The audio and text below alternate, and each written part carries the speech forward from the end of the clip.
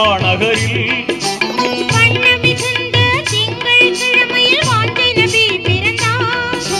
நிறைந்த எழிலாய் நேர்மையின் வடிவாய் நாயகம் பிறந்தார்.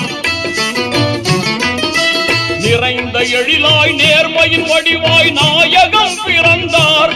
நபிகள் நாயகம் பிறந்தார். குறைஷிய குலமதில் இறைவனின் தூதாய் கோமான் தோன்றினார். குறைஷிய குலமதில் இறைவனின் தூதாய் கோமான் தோன்றினார். நபிகள் கோமான் தோன்றினார். உலகம் செழிக்கவே திலகம் தோன்றினார். உலகம் செழிக்கவே நபிகள் திலகம்